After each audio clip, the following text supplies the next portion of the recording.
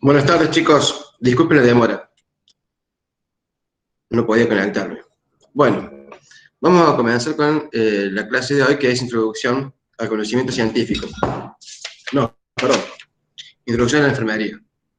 Previamente ustedes ya habían visto todo lo que es la historia de la universidad, la historia de la facultad, de la escuela de enfermería. Vieron mucho sobre la historia. Después van a ver también todo lo que es física, química, biología.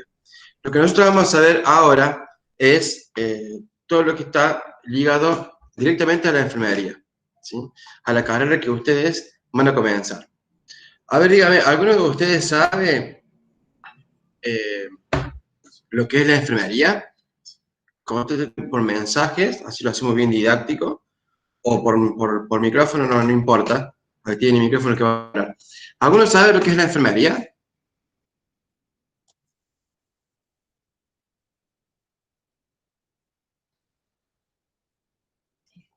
Muy bien. El cuidado del paciente, el arte del cuidar, personalizado. Bueno, muy bien, sí, están en lo correcto. Se trata sobre los cuidados, ¿sí? Y es eso lo que vamos a ahondar ahora, lo que es el cuidado profesional, porque eso es lo que es la enfermería. Una cosa es cuidar a una persona y otra cosa es cuidarla de manera profesional. Vamos a ver por qué es profesional, ¿sí? Pero para poder entender este concepto, tenemos que analizar y conocer otros conceptos previamente, otros conceptos que están antes. Y el primer concepto es el concepto de ciencia. Esto está en el primer capítulo de este eje temático. Este eje temático tiene 5 capítulos. Y el primero se llama Introducción al Conocimiento Científico. Y lo primero a lo que nos hace referencia es al concepto de ciencia. ¿Y qué es lo que es la ciencia? Es un conjunto de conocimientos basados en la experimentación o basados en la experiencia. Eso es lo que es la ciencia. Y se divide en dos partes. Están las ciencias formales y las ciencias fácticas.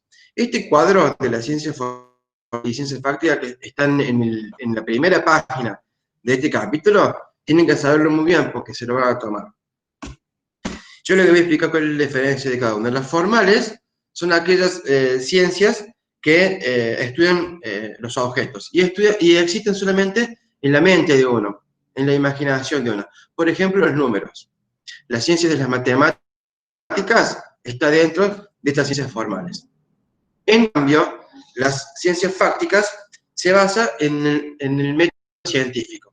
Lo vamos a dividir en las ciencias naturales y en las ciencias sociales. En las ciencias naturales, ¿qué es lo que se estudia? La física, la química. En cambio, en las ciencias sociales se estudia la sociedad, la relación con las personas. Bueno, enfermería está dentro de estas ciencias sociales, ¿sí? Por lo tanto, podemos ya ir definiendo a la enfermería como una ciencia fáctica, ¿sí? Y dentro de las ciencias fácticas, ciencias sociales. Tengan bien en claro lo que es una y qué es la otra, y con los ejemplos, ¿sí? Les repito, un ejemplo de ciencias formales, por ejemplo, es la lógica y la matemática. Y un ejemplo de las ciencias formales naturales son la biología, la ecología, la física, la química. Y un ejemplo de las ciencias fácticas sociales son, por ejemplo, la ciencia política, el derecho, la economía, como le dije recién también, la enfermería o cualquier otra rama de la medicina. ¿Por qué? Porque trabajamos con personas. Tiene dos pilares la ciencia. Una es la refutabilidad y otra es la reproducibilidad. ¿Qué significa esto? De que yo puedo refutar la teoría que estoy diciendo, ¿sí? Yo, dentro de la ciencia, emito una teoría y esa teoría se puede estar sometida a la refutabilidad. O sea que a través de una serie de pruebas, yo puedo determinar que es así como lo acabo de estipular desde el principio, ¿sí? No es que yo lo digo que es así por un capricho mío, o con un conocimiento empírico mío. No, no. Esto debe ser comprobado, debe estar probado, ¿sí? Por eso tiene que ser refutable. Le puedo refutar y puedo probar de que es así como estoy diciendo. Ese es uno de los pilares de la ciencia. Y el otro pilar es la reproducibilidad. Esto significa de que yo puedo transmitirlo, ¿sí?, a otras personas que tengan conocimiento en ese campo. O sea que no es que la ciencia muere en uno, ¿sí? Uno es un conocimiento que tiene uno y que no lo enseña el resto. No, la ciencia tiene que poder reproducirse. Este es el segundo pilar de la misma. Y esto nos lleva a un componente de la ciencia, que es el conocimiento.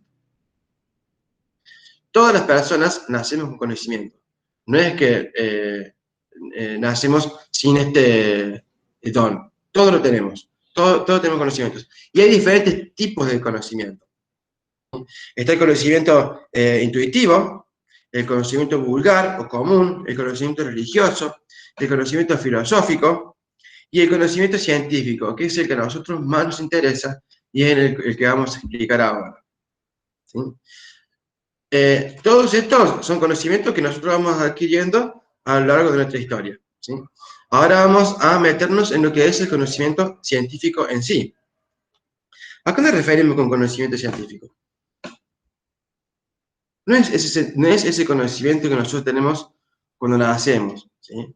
Por ejemplo, el conocimiento del bien y del mal. A nosotros nadie nos enseñó de que matar está mal. Lo sabemos intuitivamente, ¿sí? Pero el conocimiento científico para poder elaborar una teoría no lo tengo que investigar. Tengo que hacer una pregunta, elaborar una hipótesis, hacer experimentos, muchos experimentos, para ver si esa hipótesis es real, y luego, en base a todo eso, elaborar una teoría. Eso es un conocimiento científico. O sea, tiene una serie de pasos previos. El conocimiento tiene la siguiente característica. Debe ser, hay un cuadro en la página 120. Hay una cosa que no les dije al principio, con respecto al apunte. Yo les voy a ir mencionando las páginas en donde está la información que yo les voy dando, pero recuerden que en diciembre les van a dar el apunte nuevo, que puede ser igual o similar a este.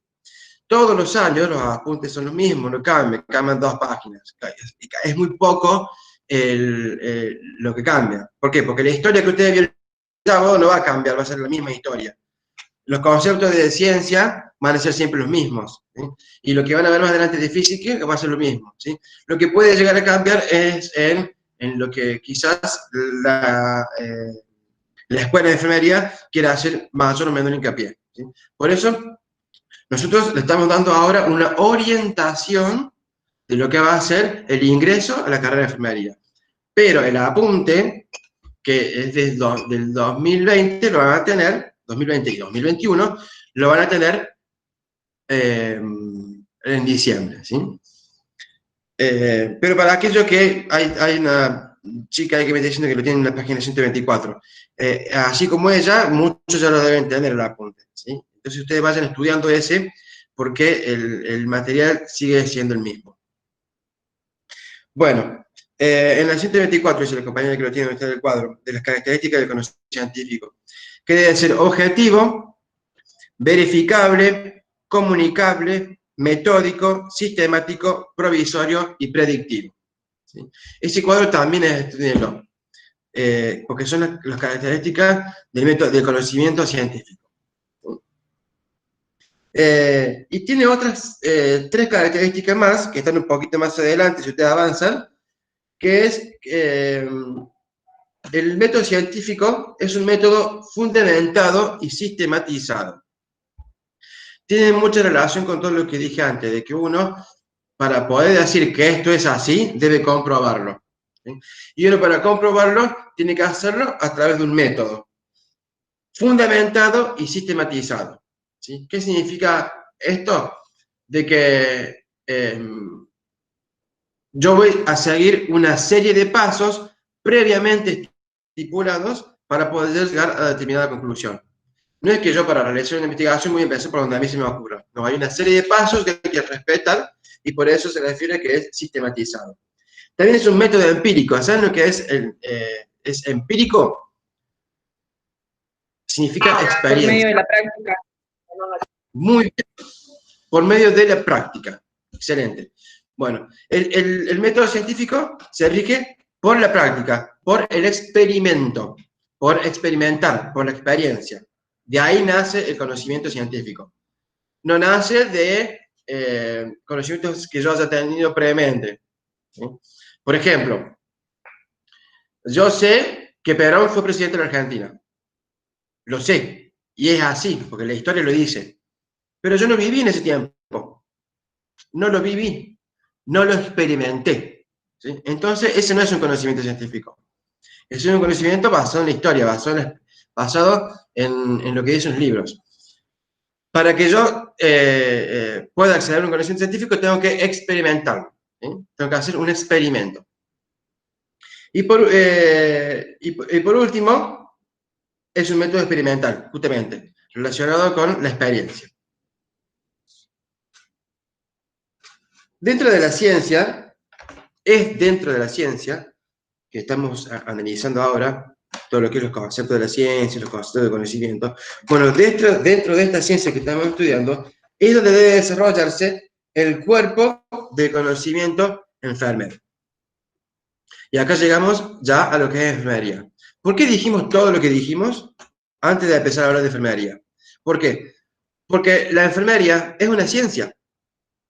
Y todo lo que nosotros sabemos como enfermeros, todo lo que vamos a estudiar y todo lo que vamos a practicar, está basado en métodos científicos. ¿Sí?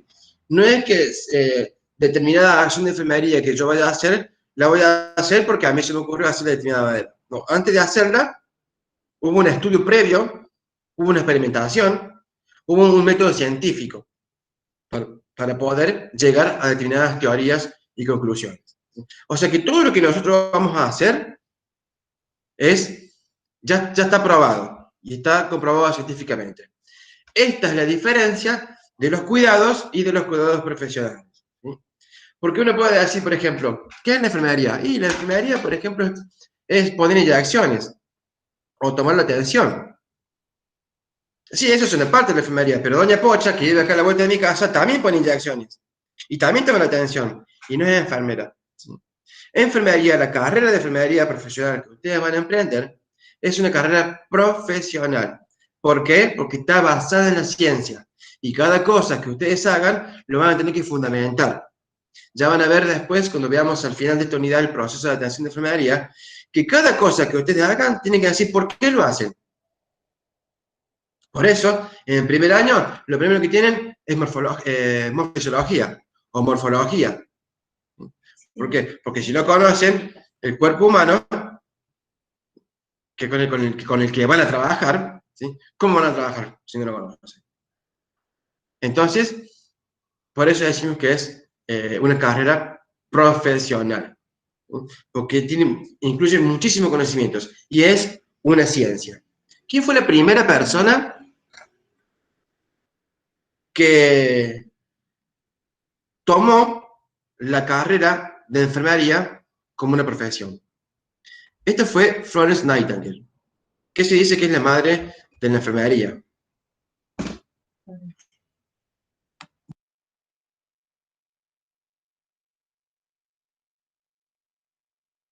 Voy a tomar un trago porque tengo sed. ¿Quieres el micrófono? Bueno. ¿El micrófono? Sí. ¿Me te escucho poquito, no? Bueno. ¿Sí?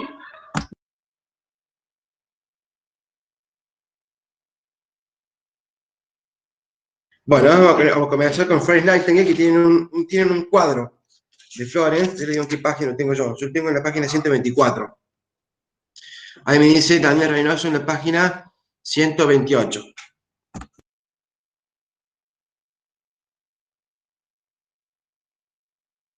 Bueno, Florence Nightingale es de la década del 1800. Ella nació en Italia, pero se crió en Inglaterra. Ella estuvo en la guerra de Crimea junto con su marido y atendían a los soldados. había una especie de, para que se lo puedan imaginar, lo pueden visualizar, una especie de galpones con todas camas a los costados, ¿sí? Hay una fila de camas, y Florence Nightingale atendía a todos los pacientes que que sufrían la guerra, ¿verdad? Y ella andaba todas las noches con un farol mirando a los pacientes. Por eso decían que era la enfermera del farol. Bueno, esta enfermera, esta primera enfermera, fue la que creó la primera escuela de enfermería, ¿sí? Y ella misma fue la que, a través de la experiencia, como decía recién, fue creando las teorías. Ella andaba todo el tiempo anotando, andaba con un cuaderno, anotaba. También el paciente anotaba. Anotaba todo. Y de esa manera, ella profesionalizó los cuidados que se le hacían a los soldados. No vamos a ahondar mucho más en la historia de Florence Nightingale, ¿no? Porque después, ya solitos ustedes la van a leer a la historia de ella. Así que espero con que sepan que es la creadora de la enfermería y que ella es la que fundó la profesión, digamos, es suficiente.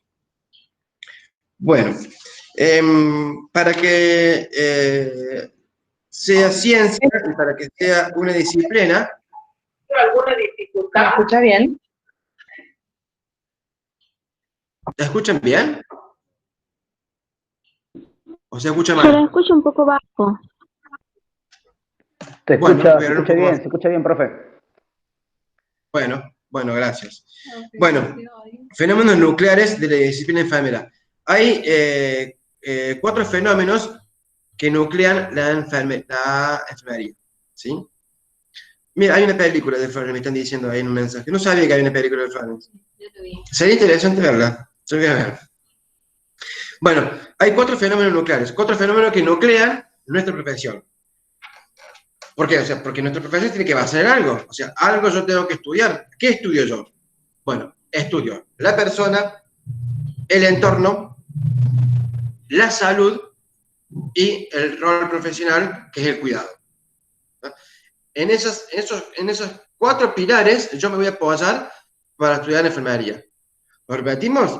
¿Qué voy a estudiar yo en enfermería? Voy a estudiar la persona, el entorno, y ya van a ver por qué el entorno. La salud precisamente dicha, y en nuestro rol como enfermeros, que es el cuidado. ¿Sí? Esos son los 4 pilares, los 4 núcleos en los que yo me voy a sentar a estudiar. ¿Ah? Bueno, después cuando empiecen a desarrollar la carrera, se van a dar cuenta que a través de la historia ha habido muchos teoristas, muchos modelos de enfermería, ¿sí? Y muchos se basaban en estos 4 pilares, ¿sí? Se sentaban a definir qué es lo que era la persona, se sentaban a definir lo que era el entorno, a definir lo que era la salud y el rol del enfermero, que son los cuidados. Esto es todo lo que es la unidad número 1. Repasemos entonces el número 1. Concepto de ciencia, la clasificación de las ciencias en formales y fácticas, y dentro de las fácticas están las naturales y las sociales, dentro de las sociales está la enfermería. Los pilares de la ciencia, que es la refutabilidad y la reproducibilidad. ¿Sí? Y ya entramos al conocimiento, los tipos de conocimiento, que es el intuitivo, el vulgar, el religioso, el filosófico y el científico. El científico es el que a nosotros nos importa, porque a través de un método científico es que llegamos a las teorías que tenemos nosotros ahora. ¿Qué tiene diferentes características? Es un método fundamentado y sistematizado, es un método empírico y es un método experimental. Después pasamos a Florence Nightingale, que comenzó a desarrollar un cuerpo de conocimientos científicos de la enfermería y creó la escuela de la enfermería. Vamos a pasar a el segundo capítulo, ¿sí? Que son los modelos y teorías. Este es cortito. Acá está la definición de modelos y teorías, lo que es una teoría, cómo llegamos a la misma. Hay un cuadro en la página 128, calculo que ustedes están en la 132, porque cada página que yo decía, decían 4 páginas más adelante. Emi, tengo una pregunta. Sí, Como teorista, solamente en el ingreso se ve a Florence Nightingale. ¿me la puedo repetir porque no se entiende bien? ¿Ahora me escuchás? Sí, te escucho. Sí, como teorista en el ingreso solo se toma Florence Nightingale. No recuerdo si vieron Florence o también vieron las demás teoristas como la teoría de las necesidades. No, en el ingreso no. En primer año van a ver estas teorías. Sí, sí. Florence Nightingale es la primera teorista, ¿sí? Después tienen varios más, como Virginia Henderson, Marilyn Leninger. De Marilyn Leninger van a ver un montón. ¿La van a amar o la van a odiar? Sí, van a haber muchos teoristas. Pero acá en el apunte solamente me está mencionando a Florence Nightingale. Vamos a ver en el apunte nuevo, sí, que van a ver en diciembre, si incluyen algunos teoristas más. Pero por ahora solamente eso. Bueno, con respecto justamente a esto, a modelos y teorías, hay un cuadro en la página 128 que dice componentes de la teoría y su contribución a la misma. Yo recuerdo que ese cuadro lo tomaron, que tienen los componentes de las teorías y las contribuciones. Los componentes son conceptos, enunciados teóricos, definiciones teóricas operativas, asociaciones teóricas operativas, ordenación de conceptos y definiciones en términos originales y derivados, y ordenación de los enunciados y asociaciones en premisas y ecuaciones. Este cuadro sí lo van a tomar, que son los componentes de la teoría. Y deben saber también qué es lo que es la teoría. Hay una definición, que es un conjunto de conceptos, y definiciones y proposiciones que proyecta una visión sistemática de los fenómenos, estableciendo para ello las relaciones específicas entre los conceptos a fin de describir, explicar, predecir y controlar los fenómenos. ¿Qué significa todo esto que acabo de leer? La teoría es un conjunto de conceptos. Para llegar a estos conceptos, yo debo realizar diferentes experimentos para poder llegar finalmente a una enunciación. Tengo un conocimiento previo, hago las preguntas, hago la hipótesis, lo experimento y elaboro la teoría. Podemos decir entonces que la teoría es el resultado de toda la experimentación que yo hice en el método científico. Imagínense que el método científico, que lo mencionamos en el capítulo anterior, tiene varios eslabones. Hipótesis, pregunta, hipótesis, experimentos. La teoría es el último eslabón del método científico. La teoría es el resultado de todo el recorrido del método científico. Acá está el concepto, pero yo se lo explico de esta manera para que puedan relacionarlo y puedan saber explicar a ustedes lo que es la teoría, ¿verdad? Más allá de que tengamos acá escrito lo que es la teoría, ¿sí? Pero para que puedan entender. Y dentro de esta teoría tenemos los metaparadigmas, ¿sí? Que son el cuidado, la persona, la salud y el entorno. Cuando ustedes analizan las diferentes teorías, los diferentes teoristas, los diferentes modelos, van a ver que se estudia qué es la salud, qué es el entorno y por qué está involucrado el entorno, qué es la persona y qué es el cuidado. ¿Sí? De acuerdo a lo que dice cada teoría. Para Florence Nightingale, lo principal era el entorno, porque ella decía de que nosotros nos enfermamos de acuerdo al entorno en el que vivimos.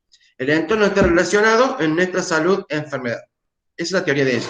Después hay otras teorías, de Virginia Henderson, que era la teoría de la necesidad. Y después hay una clasificación y un cuadro que van a tomar, y estudienlo, de la clasificación de los modelos de teorías. Yo lo tengo en el 134, ustedes buscan en el 140, 138, 140. Ahí están los modelos de teorías de Paul Beck, de la UNED, de Anne Marriner, de Marriner y Ryle, de Susan Kerouac y de Susan Kerouac y Collins. Este cuadro tienen que estudiarlo porque se lo van a tomar. Ahí están todas las tendencias. Tendencia ecologista, tendencia existencialista, tendencia cósmica, ¿sí? Tendencia sociológica en el caso de Paul Beck.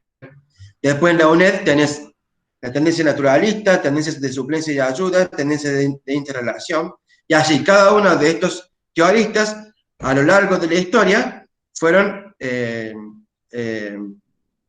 analizando y clasificando estos modelos y teorías, ¿sí? Porque estos modelos de teoría no están agarrados del aire, están estudiados, están previamente estudiados, ¿sí?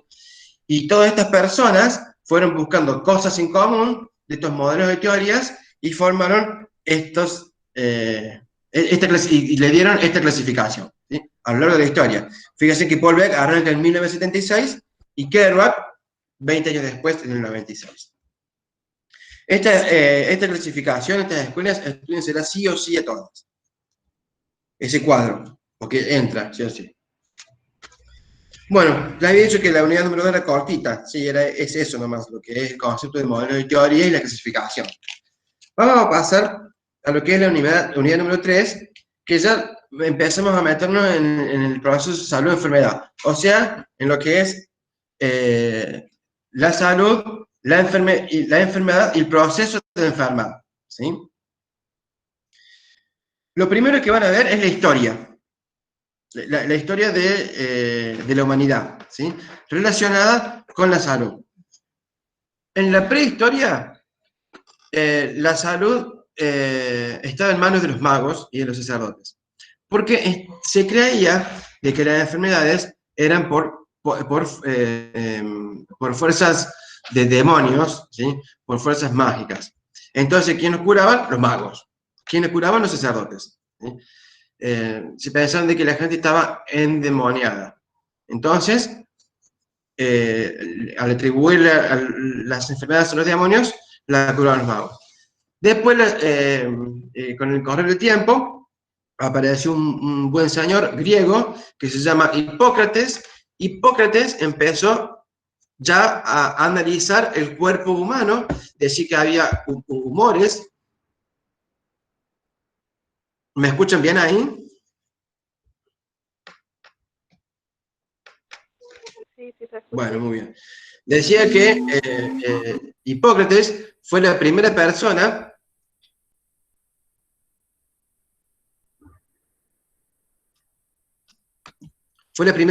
de que habló del cuerpo humano, ¿sí? Y lo habló en forma de decir que había humores, que son todos los líquidos que tenemos en el cuerpo humano. Después de Hipócrates siguió Platón. Luego de Platón siguió Aristóteles, luego Galeno, y luego llegamos al siglo I, ¿sí? Ya todo lo que le dije previamente fue una etapa antes de Cristo, ¿sí? Todos estos personajes históricos, Hipócrates, Platón, Aristóteles, Galeno, fueron dando su punto de vista con respecto a la salud, analizando y avanzando cada vez más en lo que es el cuerpo humano, ¿sí? Hasta que llegamos al siglo I, ya la era de Cristo, cuando el Imperio Romano empezó a edificar grandes hospitales, ¿sí? Entonces ya acá los enfermos ya se los atendía en hospitales. Para este punto ya había habido avances en la medicina. ¿Cuáles eran los avances en la medicina? Curaban con plantas, con yuyos. En ese momento, en ese tiempo era así. Y luego llegamos a la Edad Media, que es cuando cae Roma, cuando cae el Imperio Romano, hasta el siglo XV. Ese proceso histórico de salud, enfermedad, lo vamos a ver nuevamente cuando veamos el proceso histórico del cuidado de la enfermería, porque van de la mano, ¿sí? Bueno, llegamos así, después de toda esta historia, que ustedes tienen que analizar, lo que quiero que vean de la historia es cuál fue el punto principal de cada historiador. Yo les di la punta, la de Hipócrates, que él dejó magia de lado, dejó los demonios y se empezó a fijar en el cuerpo humano, en los humores del cuerpo, en los líquidos. No el humor del estado de humor, sino en los líquidos. Bueno, Platón también tenía su teoría, Aristóteles tenía su teoría, y cada uno fue avanzando, ¿sí? Estudien cuál fue el pensamiento de cada uno de ellos. Hasta que llegamos al proceso de salud-enfermedad. Y a esto nos estamos refiriendo a lo que ocurre desde que uno está sano hasta que enferma. Hay todo un proceso, ¿sí? Y este proceso, ¿cuándo empieza? Cuando uno está sano. Cuando uno está sano, está, ¿cómo puedo decir la palabra? Dentro de un entorno, ¿sí? Como lo decía Florence Nightingale, ¿sí? En ese entorno hay determinantes sociales. Y esos determinantes sociales son los que a mí me van a hacer mantenerme saludable o enfermarme, ¿sí? Por ejemplo, una determinante social es la genética, ¿sí? Si yo tengo padres o abuelos enfermos de problemas del corazón o diabéticos, probablemente yo tenga esa enfermedad. Tengo una carga genética hereditaria, ¿sí? Es una determinante social. Hay otra determinante social, por ejemplo, es el estilo de vida. Si yo fumo, si yo tomo, si yo me drogo, si yo no duermo, si yo trabajo mucho, si yo me estreso, todo ese estilo de vida va a influir en el proceso de salud-enfermedad, ¿sí? Hay un cuadro de determinantes sociales que está ahí en la página mía 152, búsquenla ustedes en la página 156, donde van a encontrar todo lo que son las determinantes sociales, ¿sí? Que esas determinantes están todo el tiempo mientras nosotros estamos sanos. Y es lo que lleva a que continuemos sanos o nos enfermemos. Esto es lo único que tienen que saber. Ya después van a ahondar más. Por ejemplo, los problemas cardíacos. ¿Por qué se dan los problemas cardíacos? Bueno, hay diferentes determinantes. ¿Cuáles son? ¿Sí? Y así con todo en nuestro sistema. Voy a ver qué están haciendo unas preguntas ahí. Cuando se quiera abrir el chat a ver. Si nosotros estamos en equilibrio con el entorno, vamos a estar sanos, ¿entendí bien? Y por ende, cuando hay un desequilibrio, estamos enfermos. A lo que quiero decir, sí, está cerca. A lo que quiero decir es de que el entorno es una influencia directa en nuestra salud-enfermedad. Siempre, cuando nosotros nos enfermemos, va a ser por algo. Algo del entorno, ¿sí? Cuando ese equilibrio se rompe, hay una tríada ecológica, que la tríada ecológica la van a ver en primer año, que es persona, entorno, medio ambiente, ¿sí? Persona, entorno, medio ambiente. Tiene que estar todo en equilibrio. Si alguna de estas tiene una falencia, ¿sí? El entorno, la persona, la salud, entonces se rompe el triángulo de la salud y entra la enfermedad, ¿sí? Esa es la triada ecológica que la van a ver más adelante. No se meten con eso ahora porque no la van a ver ahora. Al menos no con este apunte.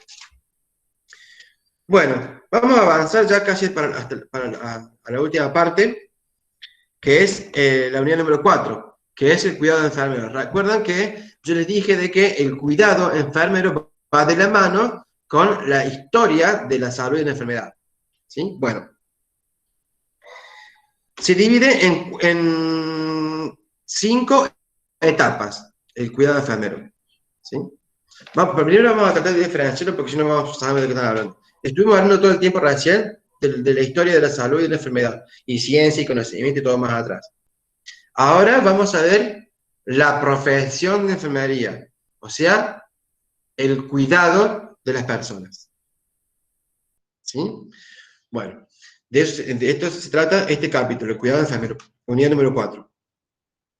Vamos a ver un poco de historia. Esta línea del tiempo, estas 5 etapas, estúdiensela porque se la van a tomar.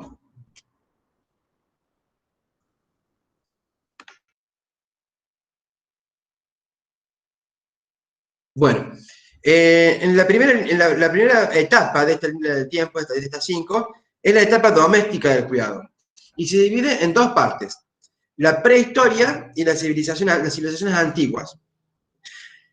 La prehistoria es cuando hablamos de los vagos, de los demonios, bueno, los cuidados.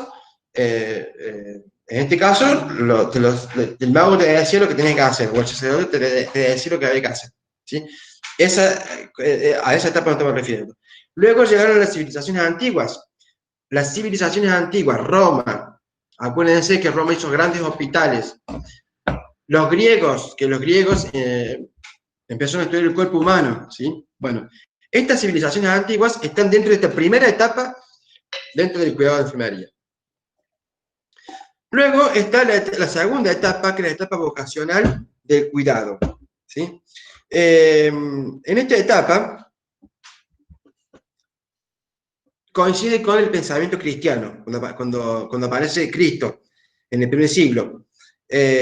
Cuando la enfermedad de salud adquiere un tinte religioso, un valor religioso, entonces de las personas que están enfermas se hacen cargo personas que se dedican a hacer caridad, ¿sí? O sea que el cuidado de enfermería era caritativo, el cuidado de personas era caritativo. Después comienza la etapa técnica, ya en la Edad Moderna, que es desde el siglo XIX y parte del siglo XX. En esta etapa técnica aparece Florence Nightingale. En esta etapa ya hay médicos y hay auxiliares de médicos, ¿sí? Y estos auxiliares de médicos fueron los primeros enfermeros, vamos a decir, o los que precedieron a los enfermeros, ¿sí? Los que precedieron a Florence Nightingale. Vamos a decir que Florence Nightingale fue un auxiliar de medicina que se convirtió en enfermera porque desarrolló la enfermería como una profesión propia y que no dependía de la medicina. ¿Por qué? Porque el médico cura y el enfermo cuida. Ese es el concepto. El médico cura la enfermedad y el enfermero cuida a la persona que padece la enfermedad, ¿sí? Bueno, Florence Nightingale fue un auxiliar de medicina devenida en enfermera. Acá entra en esta etapa, en la etapa técnica. Y luego tenemos una segunda etapa técnica donde hay muchos avances de la medicina, muchos avances tecnológicos. Por eso yo digo que los cuidados van a ir siempre a la par y agarrados de la mano de la historia, ¿sí? Los últimos avances en medicina, los últimos avances en aparatología, le fueron dando un mayor tecnicismo. Y llegamos a la última, a la etapa profesional, donde tenemos dentro de enfermería diferentes ramas. Tenemos enfermeros de paciente crítico, tenemos enfermeros de pediatría, enfermeros de neonatología, enfermeros de salud mental, enfermeros de geriatría, ¿sí? Entonces, ya es como que la profesión está bien arraigada, es una disciplina fuerte y tiene diferentes ramas. Tal es el caso que ahora, por ejemplo, es muy importante de que no solamente haga la carrera de enfermería, sino que haga la licenciatura en enfermería. ¿Sí? Antes uno con el título de enfermero ya andaba trabajando por todos lados. Ahora es muy importante que hagan la licenciatura en enfermería. La Escuela de Enfermería de la Universidad Nacional de Córdoba es la única escuela que da la carrera de enfermería, un programa completo de 5 años para darte el título de licenciado. Los otros terciarios, no. Los otros terciarios te dan el título de técnico de enfermero, nada más. En cambio, el título de la Universidad Nacional está preparado, ¿sí? El programa está preparado para 5 años, para recibirte de licenciado. Hay una diferencia entre disciplina y profesión. La disciplina está referida a el conjunto de conocimientos, ¿sí? Que yo voy a sentarme a estudiar los conocimientos sobre enfermería. Eso es la disciplina de enfermería o de cualquier otra profesión. Y la profesión es la solución a estas necesidades de las personas. Es cuando yo aplico la teoría, cuando yo aplico lo que aprendí.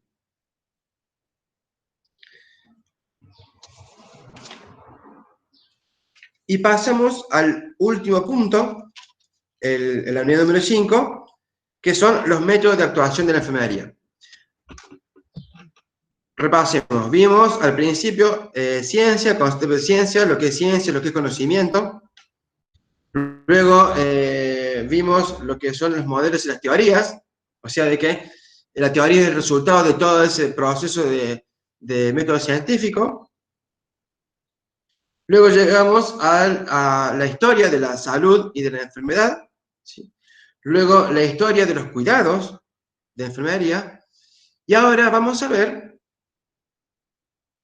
cómo yo desarrollo la enfermería. Cómo ustedes van a practicar la enfermería como una ciencia. Por eso vimos todos esos conceptos antes. Porque usted tiene que entender que enfermería es una ciencia. Y como yo la voy a ejercer de manera metódica. No es que solamente voy a tomar la atención. Voy a valorar la tensión arterial del paciente. Voy a ver si la tensión arterial está dentro de los parámetros o no. Si está fuera de los parámetros, ¿por qué está fuera de los parámetros? ¿Qué problema tiene el paciente? ¿Y cómo se lo soluciona? ¿Qué cuidados de enfermería voy a hacer? Si yo voy a poner una inyección, yo voy a saber para qué es esa inyección. ¿Cómo se metaboliza dentro del cuerpo? ¿En qué parte del cuerpo pongo la inyección y por qué en esa parte? Todo lo que yo vaya a hacer va a estar fundamentado. Todo. Todas las acciones de enfermería van a estar fundamentadas. Para esto, lo que tengo que hacer es un proceso de atención de enfermería. ¿Sí? La misma palabra lo dice, proceso. O sea, una serie de pasos metódicos para poder llegar a realizar los cuidados. No es que yo hago los cuidados así porque a mí se me ocurre, de la forma que a mí se me ocurra. No, todo tiene un proceso. ¿Sí? Y este proceso de atención de enfermería o PAE se van a cansar de verlo desde el primer año hasta que se reciban en quinto. El proceso de atención de enfermería va a estar siempre. Y cuando ustedes se reciban y trabajen como enfermeros, van a hacer este proceso, este PAE, sin pensarlo. Ahora, cuando les explique cada uno de los pasos del proceso de atención de enfermería, se los voy a ejemplificar con un caso real. Y se van a dar cuenta que ustedes van a estar haciendo este proceso sin pensar en la teoría, sino automáticamente, porque ya lo tienen estudiado. ¿Alguna pregunta?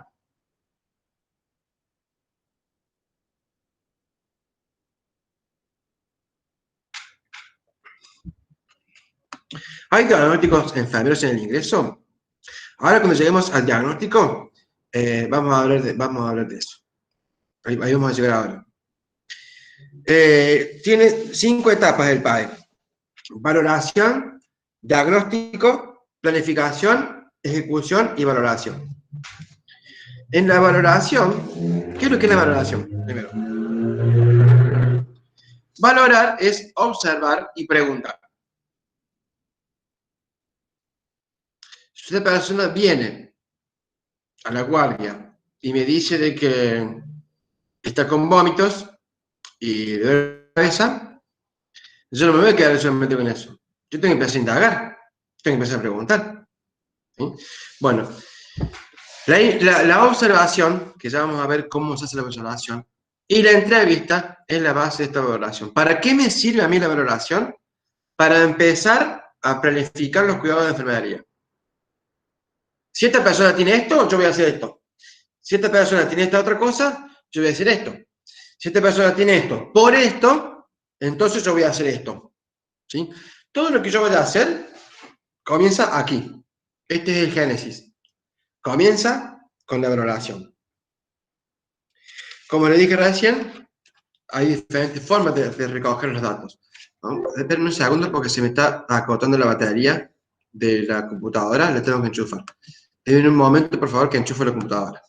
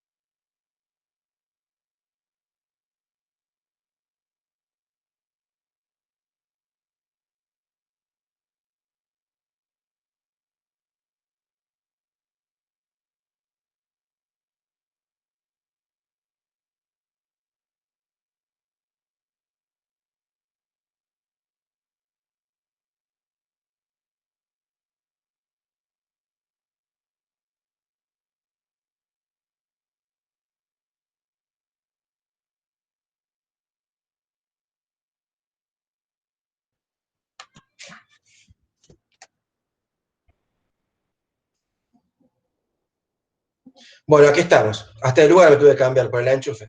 Les pido disculpas. Bueno, no traje los apuntes. Bueno, no importa, me lo sé de memoria. Dijimos que entonces el proceso de atención de enfermería comienza con la valoración. Muy bien. La valoración es averiguar a través de la entrevista, ¿sí? Y a través de la observación lo que el paciente tiene, ¿sí? Dentro de la observación yo tengo auscultación, observación propiamente dicha, ¿sí? Palpación y percusión, ¿sí? Estas son las 4 formas de observar a un paciente. Palpación, percusión, o sea, auscultación, que es escuchar a través de un estetoscopio, o escuchar cómo respira un paciente, por ejemplo. La observación, ver el color de la piel, ver todo el contexto de la persona. Y la percusión, que son los golpes para escuchar, de acuerdo al ruido que hagan, lo que la persona tiene. Esto se usa mucho en problemas respiratorios. Esta es una parte de la valoración, que es la observación. Y lo otro es la entrevista. Tenemos entrevistas cerradas y entrevistas abiertas, ¿sí? La cerrada es la entrevista en la que la persona le tiene que decir sí o no. ¿Fuma? Sí o no. ¿Toma alcohol? Sí, no. Esa es la entrevista cerrada. Y la entrevista abierta son preguntas en las que el paciente ya puede explayarse y yo puedo tomar más notas de lo que el paciente tiene. Por ejemplo, ¿usted tiene antecedentes de padres diabéticos? Sí. ¿Cuáles? Mamá, papá. Entonces ya vamos preguntándole, ya vamos haciendo otro tipo de preguntas para que la persona se pueda explayar un poco más, ¿no? Bueno, esta entrevista y esta valoración, esta observación, vamos a hacer en el primer paso del proceso, la valoración, ¿sí? Antes de pasar con el segundo paso, que son 5, que es el diagnóstico, olvidé decirles que se estudien muy bien la definición de PAE, la definición del proceso de atención de enfermería. Una serie de pasos metódicos. Ahí en el apunte está. Estudiensela bien porque la definición se la van a tomar ahora, en primero, segundo, tercero, todo. Siempre se va a tomar siempre la definición. O sea que aprendensela bien. Yo ahora voy a hacer hincapié en los pasos. Les voy a explicar cada uno de los pasos. Pero ustedes estudian la definición también. Segundo paso de este proceso de atención de enfermería. El diagnóstico. Es lo mismo decir un diagnóstico médico que decir un diagnóstico de enfermería. No. No. ¿Por qué? Yo algo mencioné antes. ¿El médico qué hace? Cura la enfermedad. ¿Y el enfermero qué hace? Cuida a la persona que tiene esta enfermedad. Entonces, mi diagnóstico de enfermero va a ser muy diferente del médico. Porque el diagnóstico del médico va a estar referido a la enfermedad. Va a decir, este paciente tiene neumonía. O este paciente tiene EPOC. Yo no voy a decir que el paciente tiene neumonía o tiene EPOC, ¿sí? Yo voy a decir que el paciente tiene alterado el patrón respiratorio. Porque es lo que yo puedo observar. Y es porque el diagnóstico de enfermería está dentro de un proceso de atención enfermería, está dentro del PAE. Y yo debo pensar en el diagnóstico pensando en los cuidados que yo le voy a hacer a ese paciente con ese diagnóstico. Si yo veo como diagnóstico de enfermería que el paciente tiene una alteración del patrón respiratorio, ya automáticamente tengo que estar pensando en la ejecución, que es el paso que sigue, que es lo que yo voy a hacer después. ¿Sí? Bueno, el tercer paso del proceso de atención de enfermería, no voy a entrar a lo que es el diagnóstico en sí, porque no los quiero marear, ¿sí? Pero el diagnóstico, rápidamente digo, se compone de 3 partes. Alteración de lo que sea, alteración del patrón respiratorio, como dije recién, debido a que, ¿sí? Debido a una disnea que tiene el paciente, manifestado por, que es la tercera parte, una cianosis. Estas tres partes tiene el diagnóstico de enfermería, ¿verdad? Pero eso no los quiero marear bien con las partes del diagnóstico y con que me den un diagnóstico ahora porque no tiene sentido. Lo que yo quiero que ustedes entiendan es que es la diferencia entre un diagnóstico de medicina y un diagnóstico de enfermería, ¿sí? Y que el diagnóstico se divide en tres partes, ¿sí? La alteración de algún patrón mío a causa de, que es la segunda parte, manifestado por tal cosa. Alteración del patrón respiratorio a causa de disnea manifestado por cianosis. Ese es un diagnóstico, por ejemplo, de enfermería, ¿sí? ¿Cuál es el diagnóstico médico de eso? Neumonía. Bueno, el tercer paso es la planificación. Dentro de la planificación están los objetivos, no míos, los objetivos del paciente. ¿Cuáles son los objetivos del paciente? Si el paciente tenía el patrón de respiratorio alterado, entonces el objetivo del paciente es recuperar el patrón respiratorio normal, ¿sí? El paciente tiene que tener como objetivo recuperarse. Y en el cuarto paso del PAE, ahí entro yo, en la ejecución. ¿Qué voy a hacer yo con el paciente para que el paciente respire bien? ¿Sí? Entonces voy a pensar, bueno, si el paciente respira mal, le voy a poner el oxígeno, le voy a poner una máscara, lo voy a nebulizar, le voy a poner una bigotera. ¿Qué máscara voy a utilizar? ¿Pongo la bigotera o pongo la máscara? Bueno, todo eso va a depender de los signos que nosotros veamos. Todo eso lo van a ver después. No les voy a explicar ahora por qué el paciente le pongo una cánula o por qué le pongo una máscara, ¿sí? Pero eso lo van a aprender.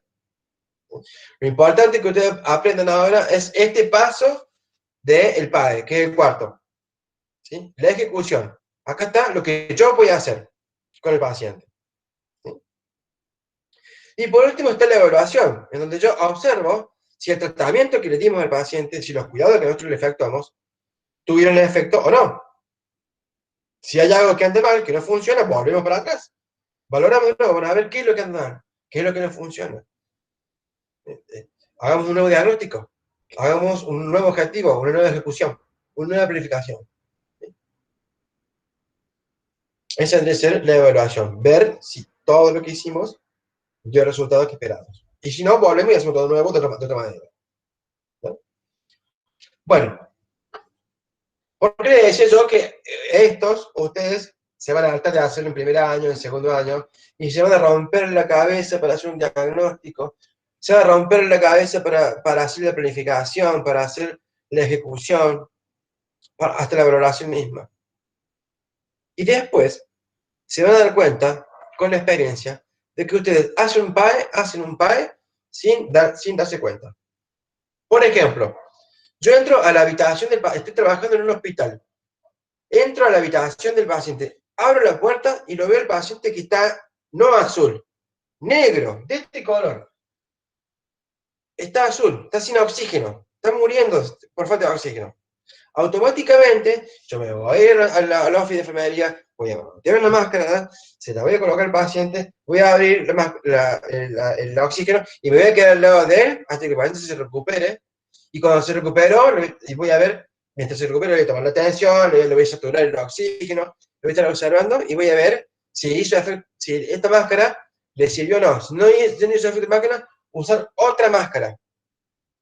Bueno, ahí yo les resumí el proceso de atención de enfermería y lo hicieron en 2 minutos. Ustedes entraron, vieron al paciente de ese color, ya hicieron la valoración. Observaron que el paciente le falta oxígeno. Rápidamente fueron al office y trajeron una máscara para dar el oxígeno al paciente. En el camino ustedes iban a elaborar un diagnóstico de enfermería.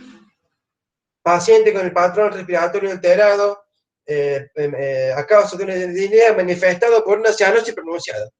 Todo ese diagnóstico ustedes en 2 segundos se les ocurrió por la cabeza, se les pasó por la cabeza. Fueron a traer una máscara que es la planificación y ejecución. Se le pusieron el paciente, se quedaron al lado a ver si hacía efecto. Evaluación. ¿Se dan cuenta que ustedes en un instante hacen un proceso de atención de enfermería. Bueno, pero sentarse y escribirlo no es tan fácil.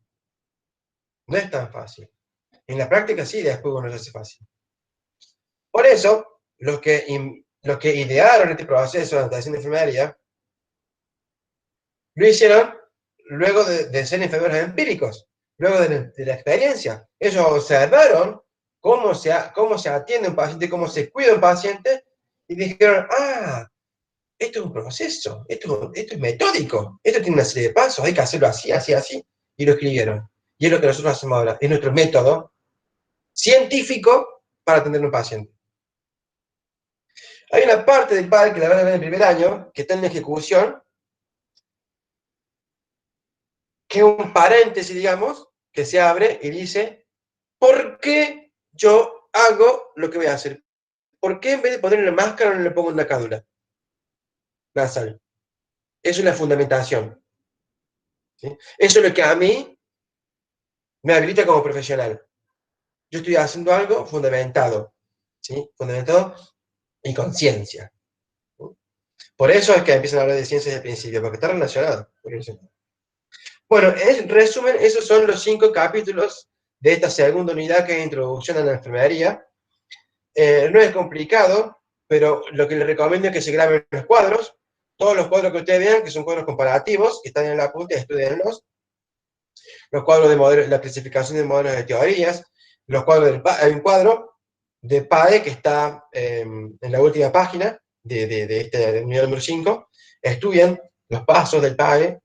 Ahí tienen el título, que es valoración, diagnóstico, planificación, ejecución y evaluación, y abajo 2 o 3 párrafos de lo que es cada cosa. Estudien ese cuadro, porque del examen le van a dar un caso y te van a decir cuál es la evolución, cuál es el diagnóstico, que identifiquen cuál es el paso dentro del proceso de enfermedad. Bueno, dice, o sea que si el diagnóstico, Valentina dice, o sea que si el médico diagnostica la enfermedad, el enfermero diagnostica los síntomas, los que se ve, no. No, no, no, no. El diagnóstico de enfermería es un poco más que ver los síntomas. Porque como te dije recién, yo voy a hacer un diagnóstico pensando en la ejecución, en lo que yo le voy a hacer al paciente. Y para hacer este diagnóstico, me tengo que guiar por la valoración que hice antes. Cada uno de los pasos que yo le mencioné va agarradito de la mano del paso anterior. El diagnóstico va directamente agarrado de la valoración.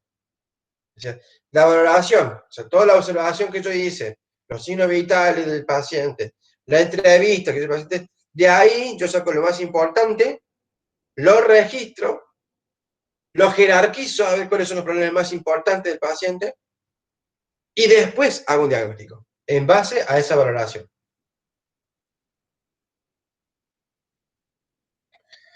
Y después, obviamente, que a la ejecución y planificación la voy a hacer en base a ¿qué? Al diagnóstico. Van todos agarrados de la mano. Nosotros tratamos el bienestar del paciente. Sí, el cuidado de la enfermería es para que el paciente llegue a tener, a gozar de salud, digamos. Y si es paciente de que no se da cura porque tiene una enfermedad terminal, a que pueda sobrellevar esa enfermedad lo mejor que pueda. Efectuar los cuidados que corresponden, depende de lo que el paciente tenga. Sí, las clases anteriores están grabadas, esta también está siendo grabada y van a subir a esa plataforma. Micaela, que es mi compañera que dio la clase anterior y la que escribe, la que les responde a ustedes en los WhatsApp, es la que va a subir